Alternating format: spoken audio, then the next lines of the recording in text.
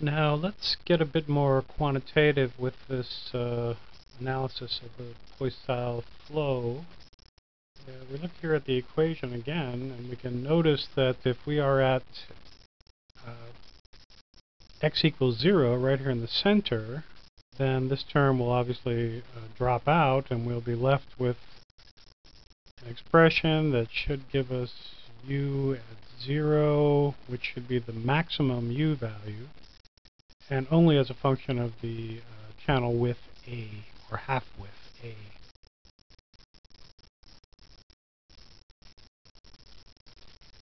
To evaluate what that maximum velocity will be, we need to know the gravitational acceleration, the half width, and the dynamic viscosity. So let's go to the input file, this params Poiseuille gravity, and look for some of these parameters. So first off, we have Lx and Ly, which are the domain sizes in the x direction and the y direction. This characteristic length is really only used in computing the Reynolds number, so it has not been set for this particular problem, or at least the setting that it has right now will not give the correct Reynolds number. But it won't affect the simulation in any other way. The number of frames is how many outputs there will be, and the frame rate is how often these outputs will be taken or written to disk, and that's once every 1,000 time steps. The tau value is the one that relates to the viscosity, and in particular to the kinematic viscosity. For our purposes, it's a tau value for substance 0 of 1 will lead to a kinematic viscosity of 1/6. And with a density of 1, the dynamic viscosity will also be 1/6. And here we have the gravity. There's nothing in the x direction. The gravity imposed on substance 0 in the y direction is 10 to the minus 7 in the negative y direction. That's why we have the negative sign. The rest of these, we have no substance 1, or second fluid in this case, and we're not interested in any of these other things right now either, because we have enough information to compute the maximum velocity.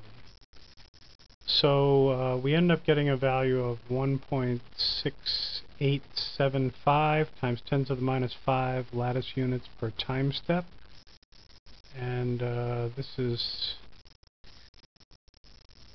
close to what we see in the results. Let's open up that file.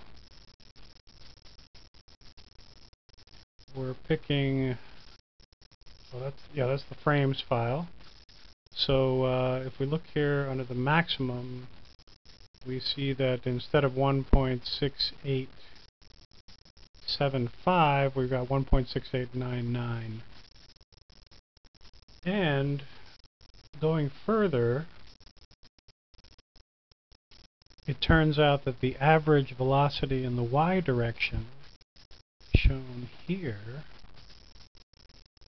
as an absolute value, is 2/3 of the maximum, which would have been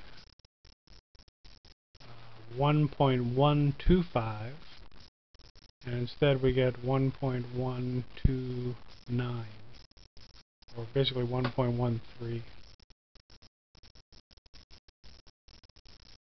Now, if you have MATLAB available, it can the program produces some files that MATLAB can read directly.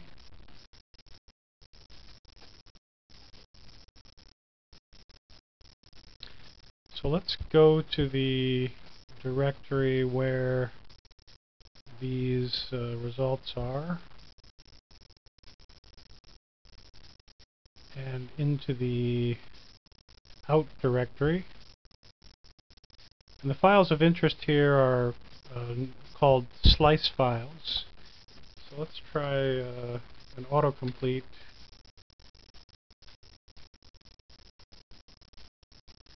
We're getting all these slice files for different frames. I'm going to also move up to frame 10.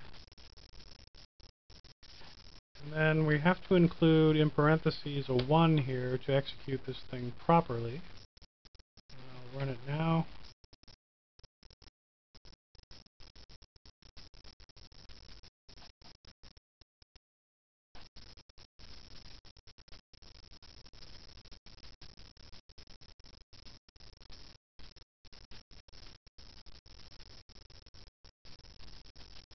And what we end up is quite a rich output consisting of 15 figures. And the first shows where the slice is taken. And this can be specified in the code.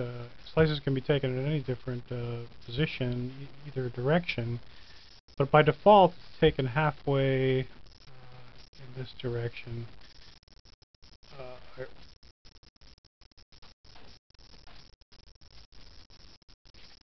So the information we'll be looking at is principally collected from this slice, and also in some instances it's the average kind of projected onto that slice from the entire domain. So let's close this one. And the next one shows the lattice Boltzmann results overlying the analytical profile and gives the norm of the difference between the two here. You can see that the fit is quite good, and you can also see this issue I talked about earlier. If we had moved this over half a lattice unit, it would plot directly, the 0 would be in the right place here. This is only due to the fact that this is in the middle of a node, and the effective wall position is really halfway between these two nodes. So this is not an error, but rather just the way that the output comes. Okay, closing this, we have the analytical profile by itself for these particular conditions. And then we have the average here taken through all the, or rather at 8, and I believe through all the y values.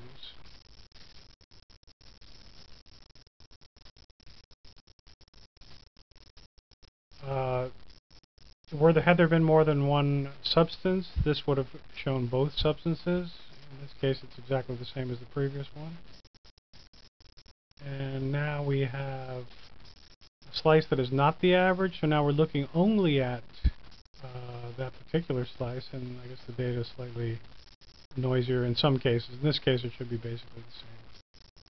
The next one will be the same for multiple components would be shown if they were existing, but it's otherwise identical. Now we're looking in the other direction, or not the other direction, excuse me, but we're looking at the x-average over the domain, the velocity in the x direction. And what you can see is it's 10 to the minus 16, so it's really negligible. This basically is just noise. This was for substance 0.